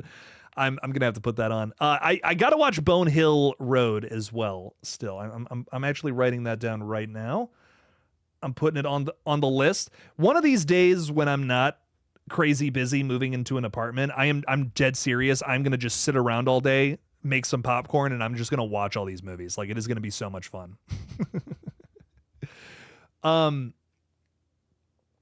Oh, Fort Mystery Gaming, you're breaking my heart here. Jake, sorry to tell you the news, but my friends watched Terrifier 2 and 3 for homework for HHN and didn't enjoy it overall. Kill scenes for them were just long in body mutilation. They loved the substance. They loved the substance, but they didn't love Terrifier 2 and 3 because of the kill scenes. Huh? Man, that's crazy. That's crazy to me. I love all of these films you're talking about. I think some of my favorite movies of the last couple of years, if I'm being totally honest. Man, that's crazy, man. Art the Clown is just so much fun to watch. I could watch him doing his thing for hours and hours. I could watch a 5-hour Terrifier movie if I'm being totally real. I know you said that they didn't like the first Terrifier, but I feel like that's kind of understandable. Like there's not really any story there. At least there's story in Terrifier 2 and 3. But yeah, The Substance though, they loved that, huh? That's funny. I also love The Substance. I think that might have been my favorite film from last year. I gotta pick that one up. I gotta buy that. I saw it twice, but I need to buy it again. Really need to. I need to buy it, not again. I need to just buy it and watch it again, because I got to see it in theaters, which was sick. But I actually requested a screener from Mubi, and they sent it to me so I could watch it again. And I thought that was just so cool. But man, I loved this. I loved The Substance. I have nothing but good things to say about that film. Demi Moore's performance is insane. It's probably a highlight of her career, and I just think the concept for that movie was just perfectly executed. I have nothing but love for that film. And I just think it's I think another weird way I like to describe that movie is it's Beau is Afraid, but for women. It is terrifying to watch, anxiety inducing, and I imagine if I was of the other sex, I would be even more just pissing my pants watching that hard to watch movie. But man, it's a piece of art is what it is. It should be hung up in a museum. And I love every second of it. It's a horror masterpiece. It's a classic. It's a movie we'll be talking about 50 years from now. Watch The Substance. Like, if you watch no other movie from this decade, watch The Substance, man. So good. Project Horror is saying, hey, Jake, wasn't a big fan of the new I Know What You Did Last Summer. 6 out of 10. What did you think is going to happen in the sequel? Will a past killer return? It's looking like it, since Brandy will be in the next one. I don't know. I don't know if Project Horror, here's what I'll say. So far, they've made I want to say it was 25 million over this past weekend, and that does clear the production budget, but you got to think they spent money on a bunch of other stuff too. One of the bigger things is advertisements, lots of other things. Just so much more goes into a movie than a reported production budget. So usually a rough estimate for getting that is multiply the production budget by 2.5. This goes for every movie ever made, or that has had a big wide release, pretty much. So that brings us to 45 million to be considered profitable. So it hasn't even, it's gotten about a little over halfway there, I guess, but it needs to cross the 45 million mark before we can really talk about this one being profitable, before we can really talk about this one getting a sequel. So will it get a sequel? That's kind of to be determined. Here's the big thing that makes me worried, has me I don't know if we're going to get another one or not. It needs to cross that very soon here, and usually your first 2 weekends at the theater is when you make the majority of your money. So with the negative reviews, I feel like the drop off is going to be hard for this one moving into its second weekend. I could be wrong though. Who knows? Maybe word of mouth spreads and there's a lot of love for this movie. You never know what's going to happen. But if I was a betting man, I wouldn't see it going over the 45 million mark personally. It would be cool if it did, though. Even though I didn't like this movie, I still want it to succeed. A lot of people worked on this one, and I would want to see them make more in the future. But let's say theoretically it does. Maybe it makes a boatload of money in its second weekend somehow. Who would be the killer? I really think they'll bring back Stevie as one of the fishermen. They revealed that she was still alive at the end of the last movie, but it would have to be her with somebody else, and that would be the twist, right? It would be whoever this other person is also a killer. So I would imagine it's Stevie running the show, kind of like Ben Willis in I Still Know What You Did Last Summer, with somebody else. Who's that other person? Well, it really just depends on who our new set of characters is this time around. We know that Julie and Carla will likely be a big focus of a sequel. Maybe Danica and Ava. But then also, who's the new group of friends? You know what I mean? Who's hanging out with these folks? I don't know. That's the big question. It's likely going to be somebody else in the new group, whoever gets involved with these folks next. Monkey Squad is hanging out with us. What's up, Monkey Squad? Saying, I was at a convention and I asked Eli Roth about Thanksgiving too. He said he will gather the team late 2025. Start filming. Should have it out by July of next year. Thanksgiving, July. It's called Thanksgiving too. What?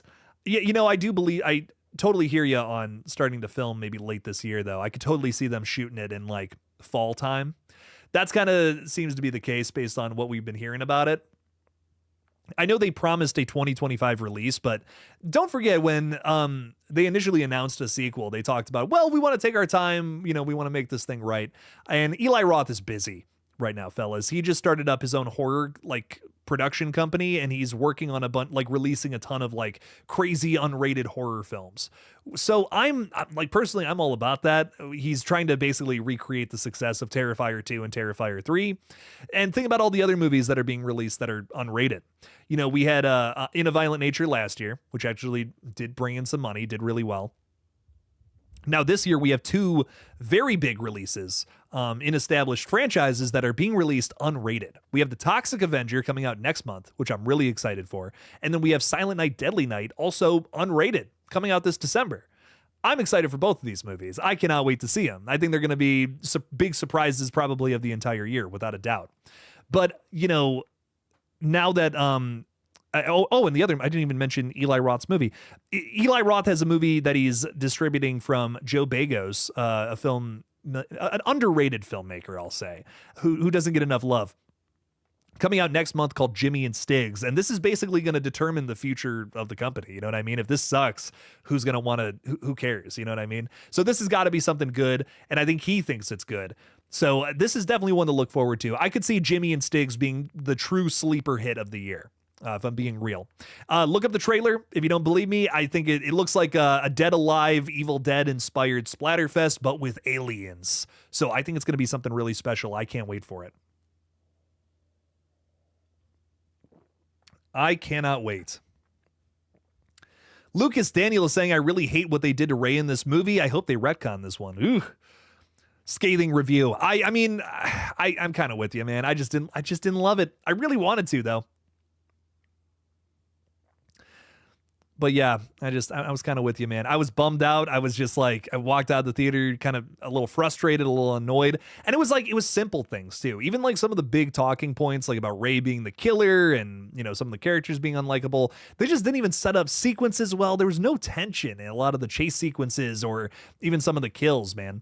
So I don't know, man. It was even basic slasher elements to this movie I wasn't crazy about. Monkey Squad, you're saying that someone was saying that you don't like my comments, so just saying. I do like your comments. I like your comments quite a bit. Thanks for talking horror with us, man. I appreciate you. You liked Chicken Man? Thank you. Thank you for liking that. Thank you for watching that. We want to do something else with that sometime soon. So hopefully you vibed with it. Picky Piggy is saying, is there a UK release date for the new Silent Night, Deadly Night? I know that their Cineverse is releasing it here, but the question is, are they releasing it everywhere? I'm not 100% sure. I want to do a whole video on that, but it's summer. You know what I mean? I imagine they're probably going to do a wide release. Cineverse's last big horror release was Terrifier 3, and I know that went all over the world. So they'll likely release that worldwide, I imagine. Hopefully all around the same time, though. So hopefully you get to see it in December. I will keep you updated, though, for sure. Mastermind has got to get going.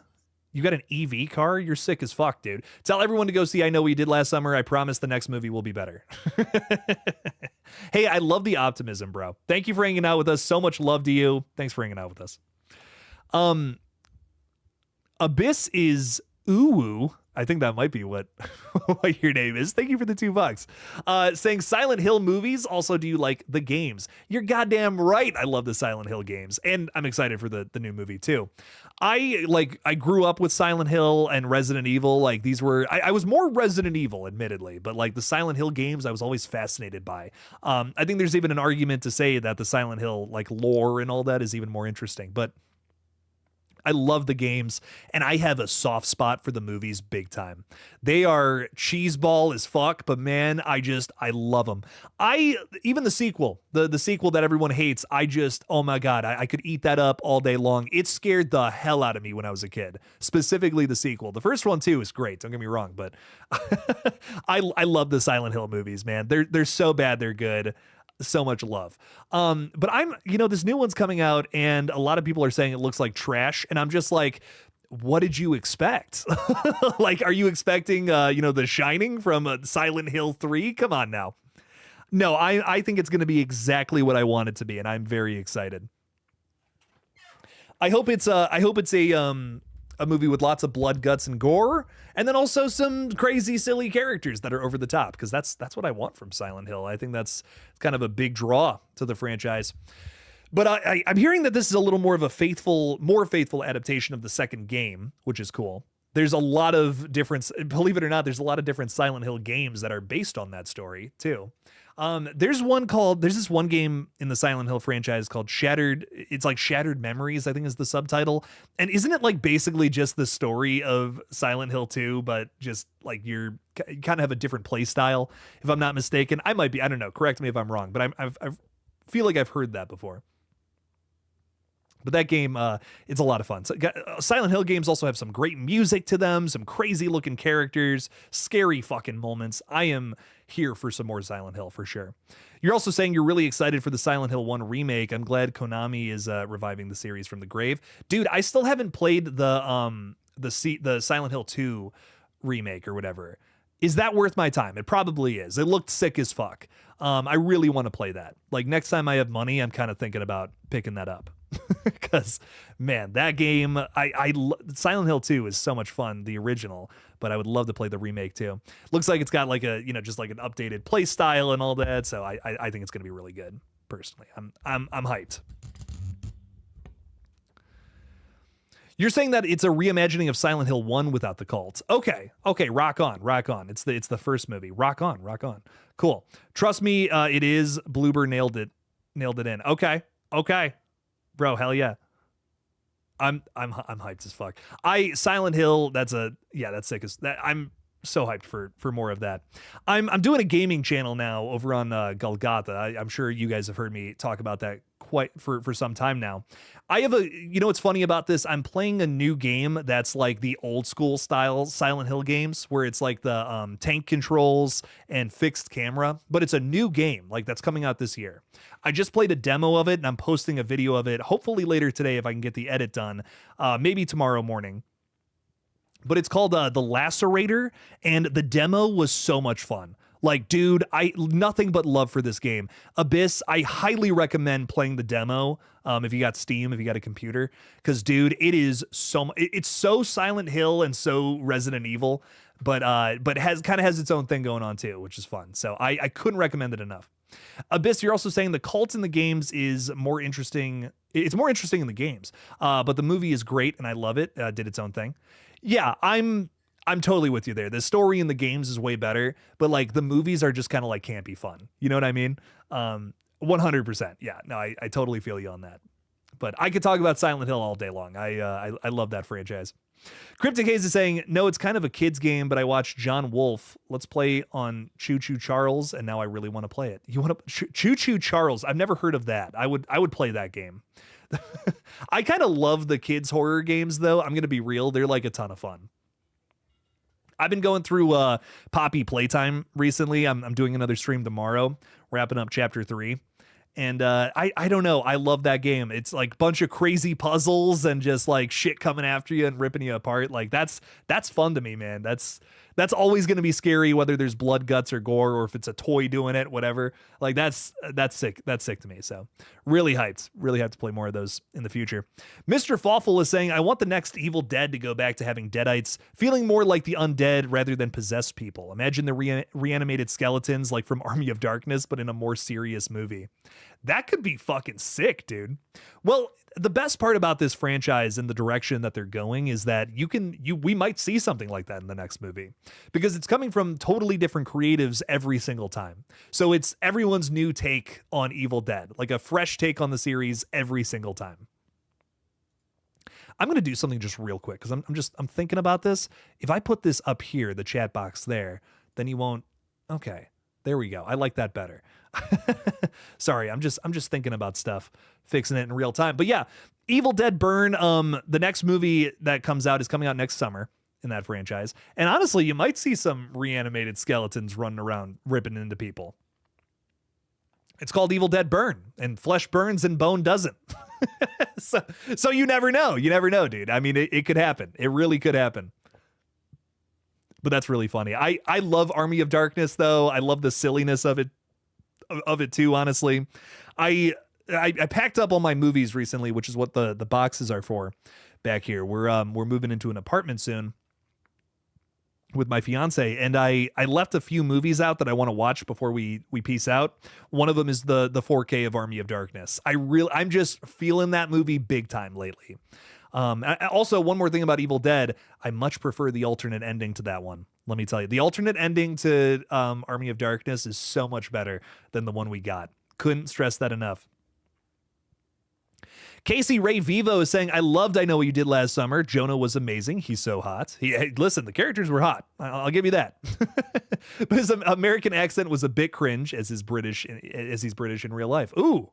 I didn't even recognize that. Casey, I'm really glad you enjoyed it. I really am. I didn't have a whole lot of love for it, but I'm glad that you vibed with it. That makes me happy. Loving horror movies is what this channel is all about.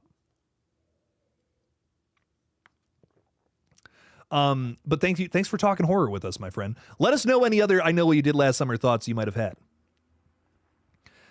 Abyss is saying Silent Hill 2 and 3 by far have the best music in the franchise, and also Silent Hill 3 is so crazy with its ending, with God and all that. It's so good.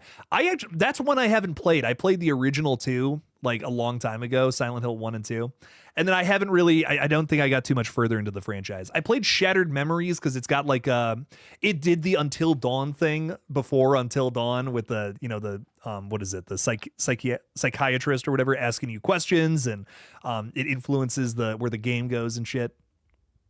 That's a lot of fun in Shattered Memories. I like that a lot, but I only ever played the first 2. I got to play Silent Hill 3. And yeah, dude, the music in those games, I can't stress it enough how just fucking awesome it is. And I just read about this too, Silent Hill F. It's coming in September. Really excited for it.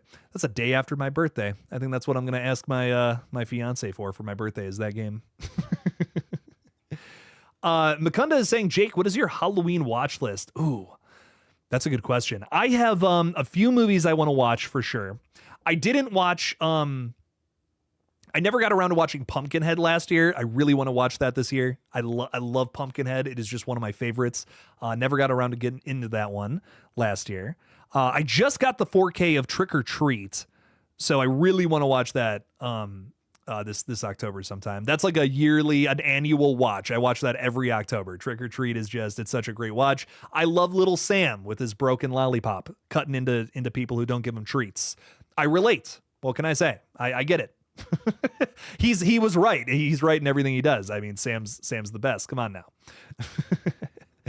But man, there's so many good October horror movies. You got to put on a Michael Myers movie, whether it's the original Halloween 2018, maybe Halloween 4 is more your vibe, but there is so much to love. I think everyone has at least one Halloween movie they can really vibe with or watch during this time of year. I really want to watch some of the Halloween movies I haven't seen in a while. Like, I honestly haven't seen H2O or Resurrection I've only seen Resurrection one time, actually. Like, I think I've only ever watched that. I've only sat down and watched that movie once. It was on streaming. It might still be, but I think it was on like Hulu a little while ago. And I think that's where I watched it. And I've never seen it since. I don't know.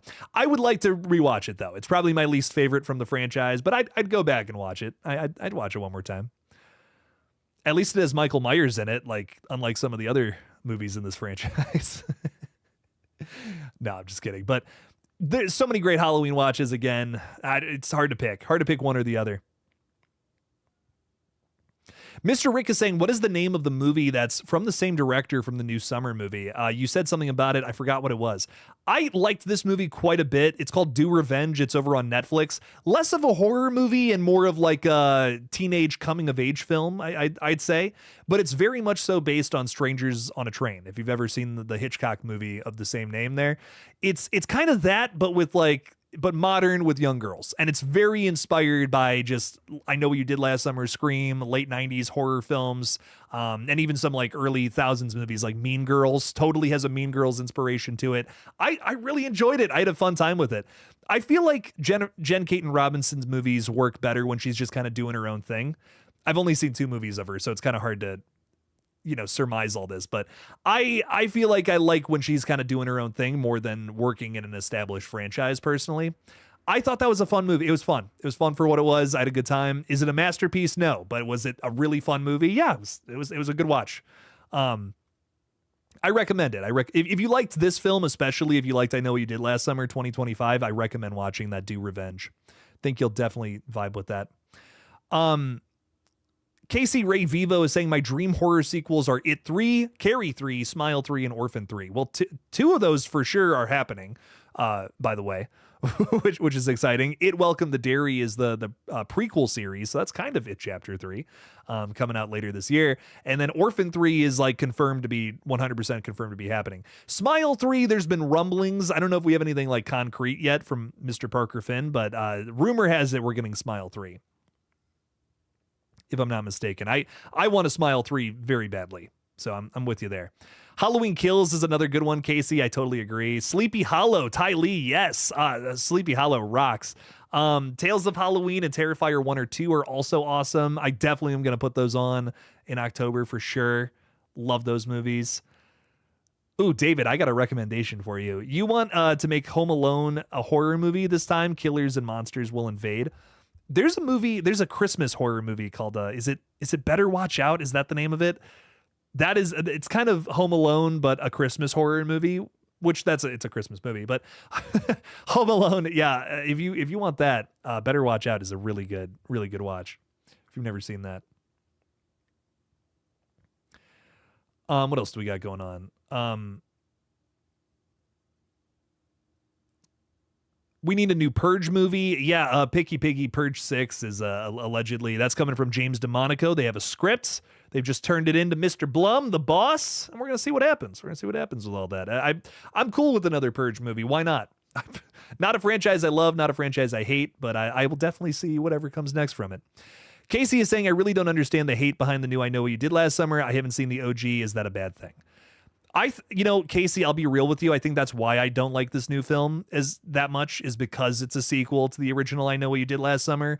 That's a movie that is just, again, not a masterpiece by any means, but it's just got a very unique and specific vibe that I just don't feel that this movie captures.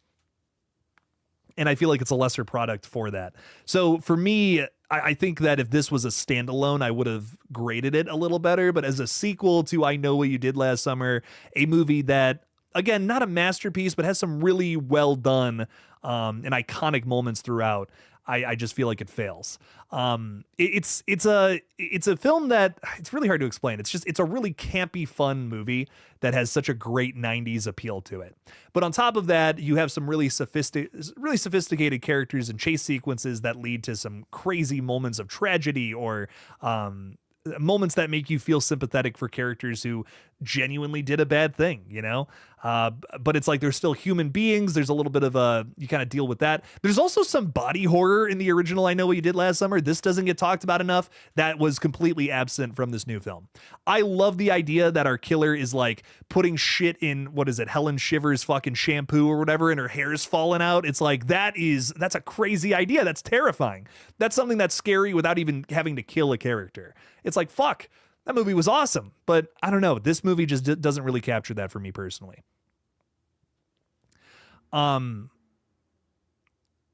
What else is going on? David Primero is saying I saw Better Watch Out, but I wanted it more darker. Fair enough. I feel like the kills are pretty crazy in that one, though. I don't know if it wasn't the darkest movie I've ever seen, but I loved the paint can. Like the paint can hitting the dude and exploding his fucking head was crazy. That's a really good moment of that movie. I don't know, lots to love. You could definitely make that even darker, though, for sure. Tom is saying that Blum needs to take a long vacation.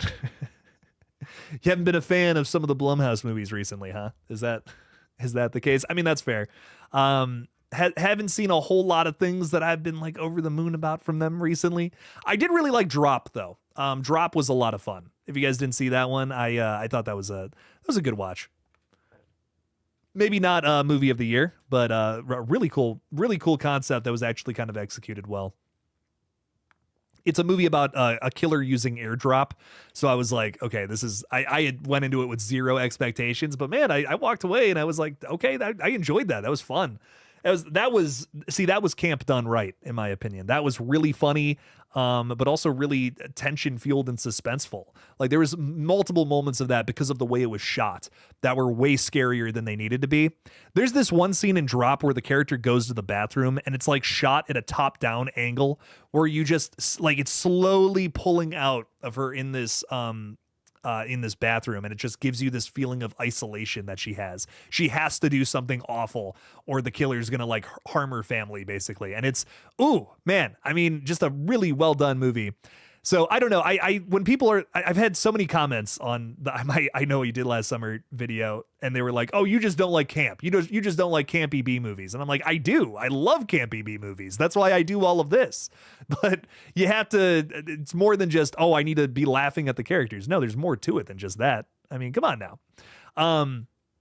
So I really think that Drop is such a perfect example of like camp, but still having the ability to build tension. Christopher Landon is a great example of somebody who just knows how to do that really well across multiple movies of his. Abyss is saying, I'm not a fan of Blumhouse getting the rights to Saw. I disliked it even more than Blum was thinking about Saw and Megan crossover. Yeah, I don't know if that's ever going to happen, but Saw going to Blumhouse, the only reason I'm kind of cool with it is because James Wan is overseeing it. And he's the guy that created the franchise in the first place. Blumhouse and Atomic Monster, those two companies have merged. So basically Jason Blum and James Wan are in cahoots. But that's the only reason I'm okay with it. If it was just Jason Blum got his hands on Saw, I'd be like, that's going to suck. But with James Wan overseeing it, I have a little bit of faith. I'm cautiously optimistic about the future of Saw is where I'm at with it. The thing that bums me out the most about the whole situation is that I don't think that Saw 11 script that is reportedly completed is ever going to see the light of day. Don't think it's happening at all, which really bums me the fuck out, man. Because the things we were hearing about it sounded great. And man, so written by Patrick Melton and Charles Dunstan, these are guys that just cannot get a fucking script made. They can't get a script made lately, and it sucks because they've written really good scripts. They made the 2 Collector movies. They've written some Saw films before in the past, and they were supposed to be the scribes for Saw 11. They finished a script, and just nothing came of it, which is such a shame to me because the way they described it, it was going to be an angrier Saw film. It was going to be like just totally nuts. And now it just sounds like they want to reboot the whole franchise and just start it all over again, which really bums me out. But whatever the future of Saw is, I just hope it's bloody and over the top and crazy. I pretty much like every Saw film. I'm going to be real. Even when this franchise is at its lowest, I'm still having a fun time. Jigsaw is probably my least favorite of the 10 movies. And even then, I mean, I think I'd still give it like a 5 out of 10. I'm going to be real. The Saw franchise is one that just really works for me. It's got a great formula, and it almost doesn't even matter who's tackling it. It's like, as long as it's still Saw, as long as you don't go too far off the rails, I'm probably going to vibe with this. So I just hope that whatever the future of Saw is, it's just they keep with the formula that is tried and true, even if they are trying something new. I'm not expecting the best from the franchise at all. Saw X was a major surprise, which I think I understand why some people are saying that it's one of their all-time favorites, or maybe even best from this whole series. I totally get that because Saw X, rocked, baby. So I'm excited for more though. I hope whatever comes next is good. Hope it rocks. Ladies and gentlemen, I think I'm going to sign off because I want to see what this Together screening is all about tonight. But I really do appreciate you guys for stopping by the spoiler stream. We're going to be live again on Wednesday to talk. And again,